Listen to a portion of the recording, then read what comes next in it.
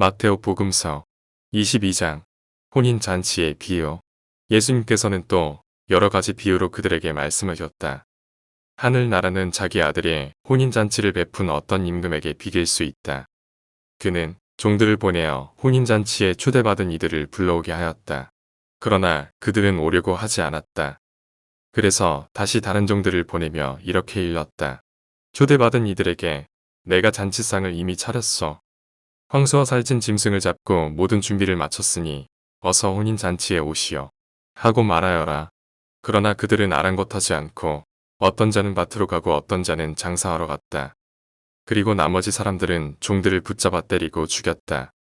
임금은 진노하였다. 그래서 군대를 보내어 그 살인자들을 없애고 그들의 고을을 불살라버렸다. 그러고 나서 종들에게 말하였다. 혼인잔치는 준비되었는데 초대받은 자들은 마땅하지 않구나. 그러니 고을 어기로 가서 아무나 만나는 대로 잔치에 불러오너라.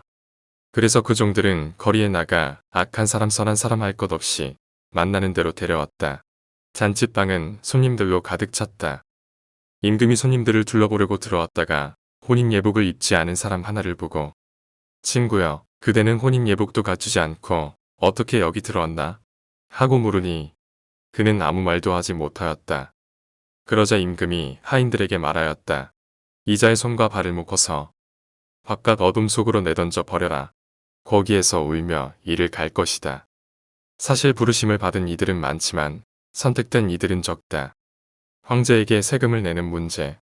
그때의 바리사이들이 나가서 어떻게 하면 말로 예수님께 올가미를 씌울까 하고 의논하였다. 그러고는 저희 제자들을 헤롯의 당원들과 함께 예수님께 보내어 이렇게 말하였다. 스승님, 저희는 스승님께서 진실하시고 하느님의 길을 참되게 가르치시며 아무도 꺼리지 않으시는 줄 압니다. 과연 스승님은 사람을 그 신분에 따라 판단하지 않으십니다. 그러니 스승님은 어떻게 생각하시는지 말씀해 주십시오. 황제에게 세금을 내는 것이 합당합니까? 합당하지 않습니까? 예수님께서는 그들의 악의를 아시고 말씀하셨다. 위선자들아, 너희는 어찌하여 나를 시험하느냐?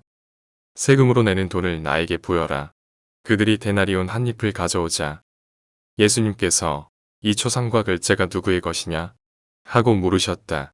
그들이 황제의 것입니다.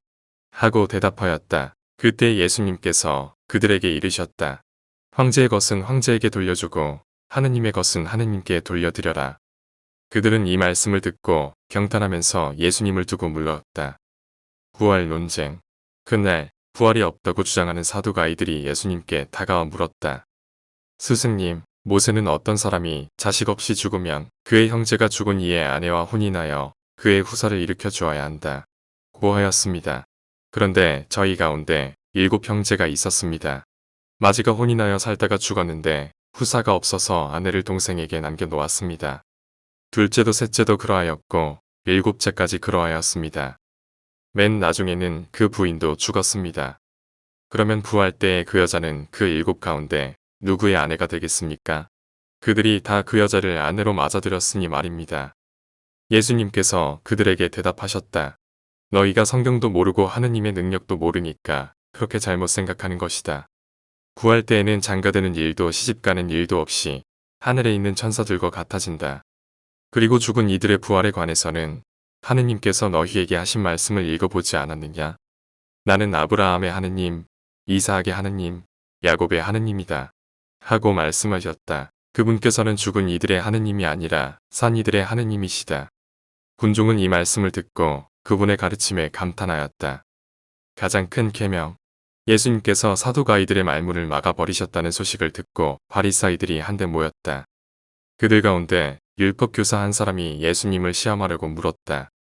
스승님, 율법에서 가장 큰 계명은 무엇입니까? 예수님께서 그에게 말씀하셨다. 내 마음을 다하고 내 목숨을 다하고 내 정신을 다하여 주 너의 하느님을 사랑해야 한다. 이것이 가장 크고 첫째가는 계명이다. 둘째도 이와 같다. 내 이웃을 너 자신처럼 사랑해야 한다. 는 것이다. 온 율법과 예언서의 정신이 이 2 계명에 달려있다. 다윗의 자손이시며 주님이신 예수 그리스도. 바리사이들이 모여들자 예수님께서 그들에게 물으셨다. 너희는 메시아를 어떻게 생각하느냐? 그는 누구의 자손이냐? 그들이 다윗의 자손입니다. 하고 대답하자 예수님께서 그들에게 말씀하셨다. 그러면 다윗이 성령의 도움으로 그를 주님이라고 부른 것은 어찌 된 일이냐? 주님께서 내 주님께 말씀하셨다.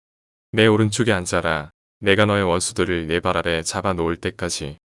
이렇게 다윗이 메시아를 주님이라고 부르는데 메시아가 어떻게 다윗의 자손이 되느냐? 그들은 한마디도 대답하지 못하였다.